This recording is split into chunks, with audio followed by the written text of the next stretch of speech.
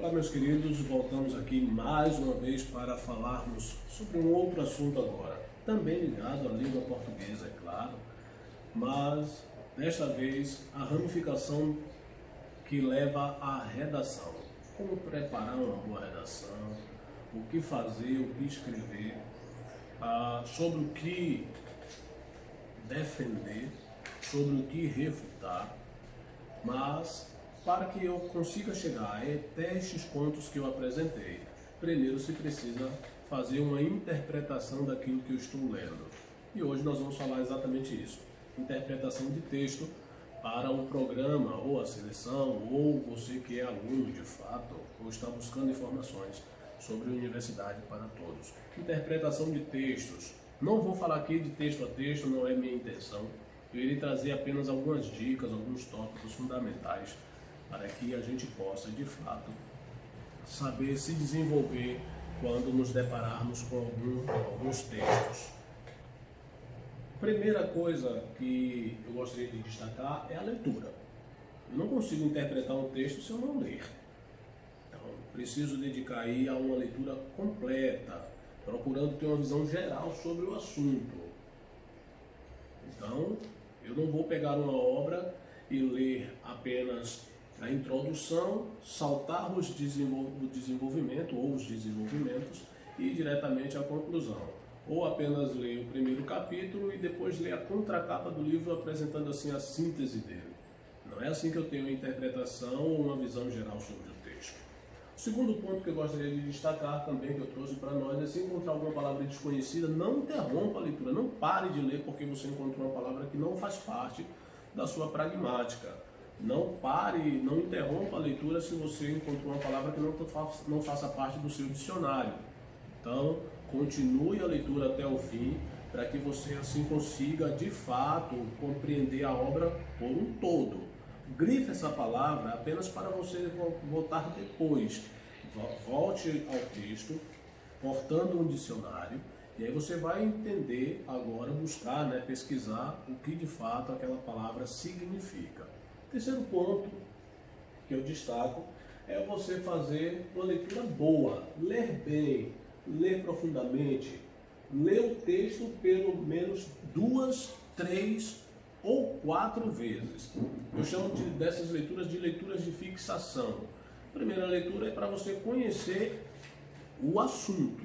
A segunda leitura é para você descobrir pontos que você talvez tenha deixado passar na sua primeira leitura. A terceira leitura é uma leitura de pesquisa.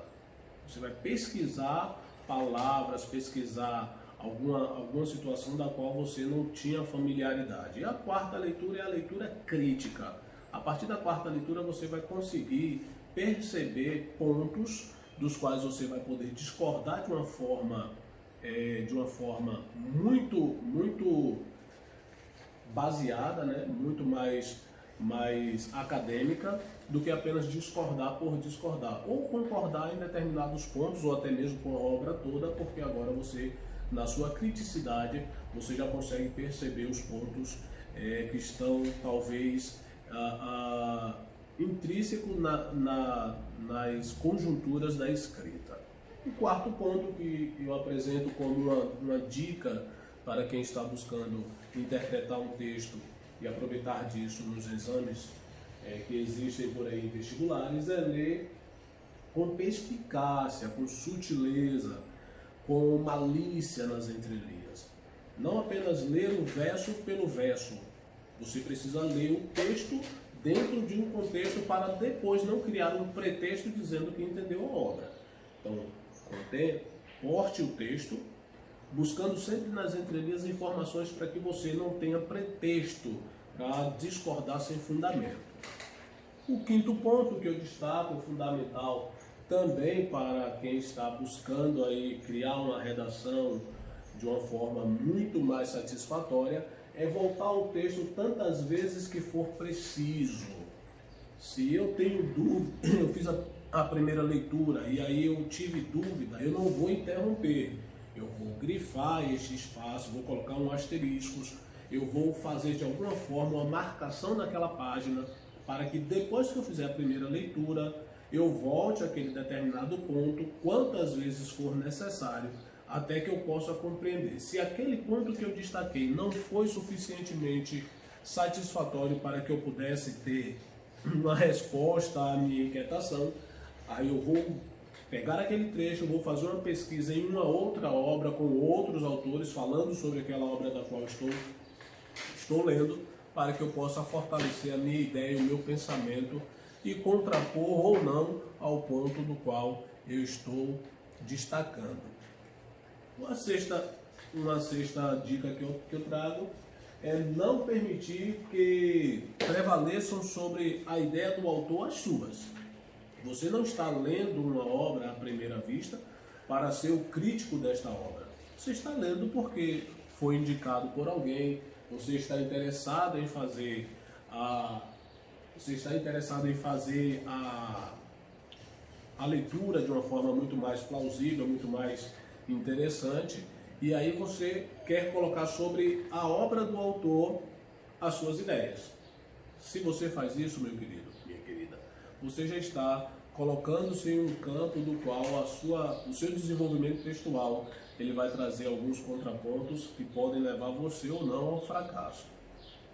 Um sétimo item ainda que eu trago é partir o texto em pedaços, parágrafos, em partes, para que você possa melhor compreendê-lo. Por exemplo, quando nós pegamos uma obra literária, nós encontramos nas primeiras páginas um cabeçalho chamado de sumário ou índice. E dentro desse índice, dentro deste sumário, nós vamos encontrar pontos que o autor daquela obra destacou. Se for uma obra dividida em capítulos, em seções, nós vamos encontrar ali os títulos daquelas seções.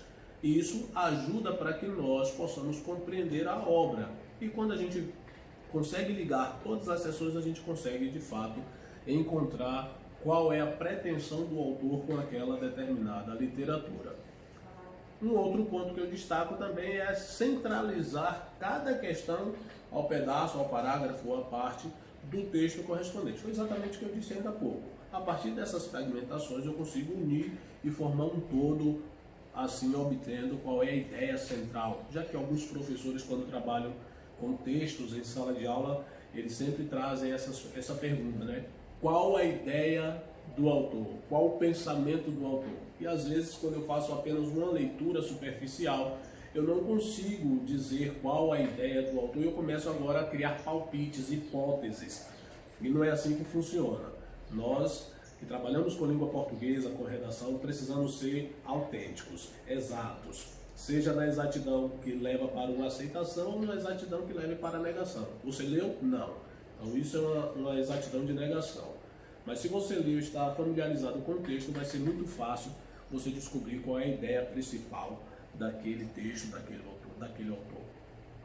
No nono ponto eu trago aí para que você procure estabelecer quais foram as opiniões expostas pelo autor, definindo o tema e a mensagem.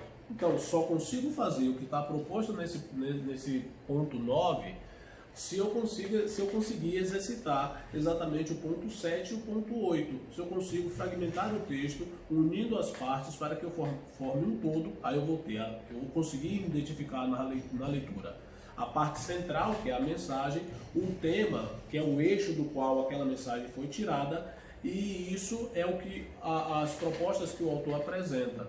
Então, seguindo esses parâmetros, eu vou conseguir, de fato, ter uma interpretação muito mais proveitosa sobre aquela leitura que estou fazendo.